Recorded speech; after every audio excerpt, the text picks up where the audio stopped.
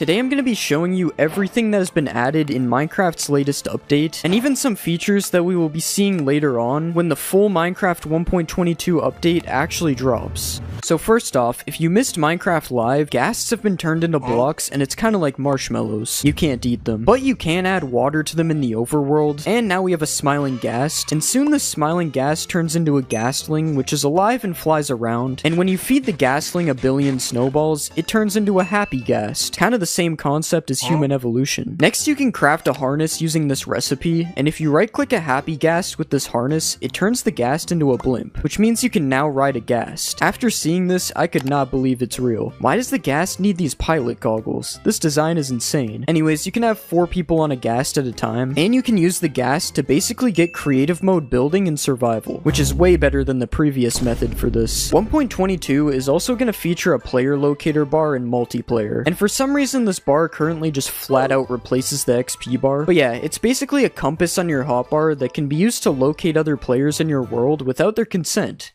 And if you see one of these in your single player world, do not interact with it. Next up, you will not believe it, but Minecraft is finally adding shaders to the game. Vibrant Visuals is essentially a shader pack in vanilla Minecraft, which is really cool though, because it's a shader pack in vanilla Minecraft. They finally added shaders to the game. This is Minecraft 2. A couple interesting things are these pixelated shadows, which is different to most shader packs that just have blurred edges on the shadows, and also this water, which I'm not gonna lie, kinda looks like Lego, so I don't know if I'm a fan of that. At the bottom of this, it says captured on a high-end PC. So rest in peace to anybody who's playing on an old laptop, or a tea kettle, or the Las Vegas Sphere. You're probably not going to be able to run this feature. The first feature that is actually playable right now in the newest version of Minecraft is fallen trees. Now you can find trees that have fallen down. Apparently this was already a thing in Bedrock, but this raises the question of how did the trees fall? Because when I break part of this tree, gravity does not exist. So who is making these trees fall? I imagine you've probably noticed that there's human feces all over the ground as well. This is leaf litter.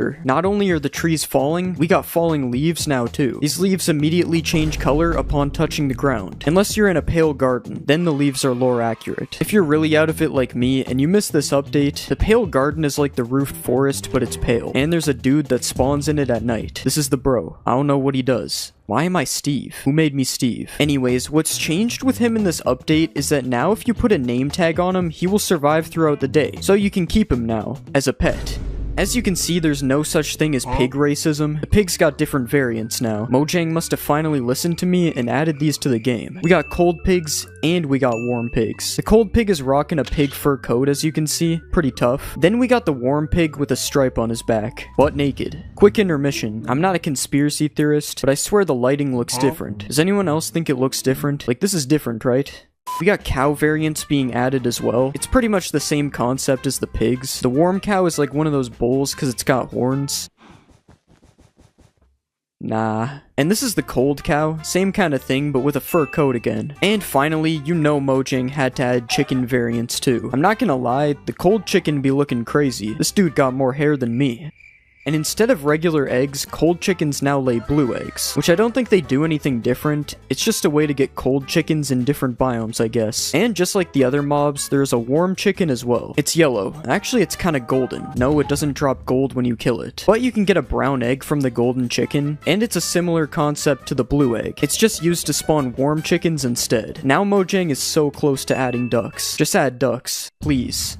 I have a couple things written down here from a month ago that have to do with sheep. New sheep, they're now upside down. Don't know what that means. I don't think it means anything. Sheep wool color changes based on the biome they are spawned in. So yeah, sheep are now color-coded. I don't exactly know how this works, but it's on screen. As you can see, I was confused a month ago too. Sheep in deserts? Who the Fortnite spawn in sheep in deserts? But the most important change here is that the sheep's face now has wool on it. That's not what that's supposed to say. It's supposed to say that the sheep's face is now colored based on the color of the sheep's wool. You can also shear a sheep now, and the little wool spots left underneath are colored as well. That's all we have about sheep for now. The sheep man is in the next update. But now I'm going to share something interesting that I just found out myself. This might not even be a new feature. I don't know. But fish come in different sizes now. If you spawn a bunch of salmon, sometimes you get a big one and sometimes you get a small one. But if you kill them, you get the exact same amount of salmon no matter what size it is. This also works on cod. No, it doesn't.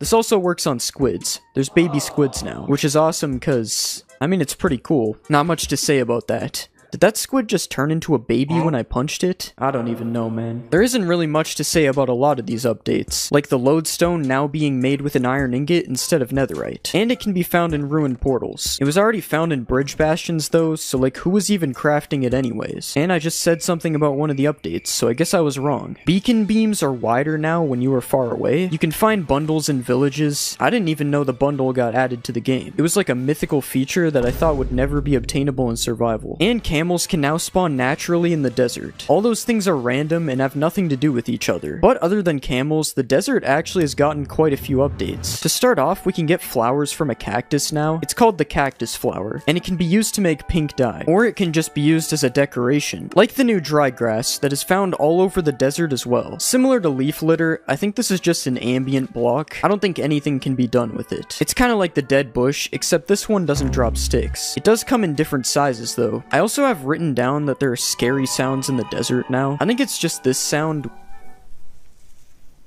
which I can't even hear, so it's not really scary. There's new wolf sounds now as well. Wolves now have 1 of 7 random personalities. It's like pandas, except it's wolves. Your wolf can now be angry, big.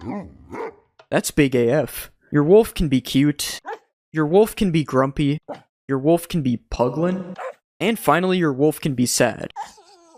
There's also still the regular old sounds as well. Big news for cows. Now they have an extruded nose instead of a flat nose. Same thing for mushrooms. Super big news. And you're also able to spawn them from these brand new cow-themed spawn eggs. Along with those eggs, every single spawn egg has been changed to match the mobs that they spawn. Some of my favorites here is the tadpole. That is not a tadpole. The villager kind of looks like Easter Island. And the hoglin. I mean, this isn't even an egg anymore. It's just a hoglin. There's also some new test blocks that are added in this update. We got the happy and sad test blocks. These look like a lot of people's skins. We got this one. It's got like a crosshair on it. This one, which has some kind of structure test inside of it. And this chat bubble one that does the same thing as all the other ones, except for the structure one. And what they do is, I really like that they can, it's super cool that they... Another new block is the wildflowers, which are like the pink petals from 1.21, except instead of being found in cherry biomes, these can be found on the ground in birch forests. They work exactly the same as pink petals. You can place 4 of them in one block like this. And you can also find firefly bushes now, which is a type of bush that houses fireflies inside of it, which are not currently a mob in the game. They're just pixels that are found hovering around these bushes. Supposedly you can also hear a buzzing sound when you go near a firefly bush. I am not hearing a buzzing sound though, so I don't know about this. If that wasn't enough ambience though, we also have an alternative to tall grass now, or short grass, as it's apparently called now. For me, both of these were always called tall grass, but I guess I can't do that anymore. Anyways, this is a bush, and it's different to short grass as it's more dense. That's really it. It's a bush, dude, I don't know. That's really all there is for updates coming to 1.22 so far. A lot of these updates are available to play right now inside of the 1.21.5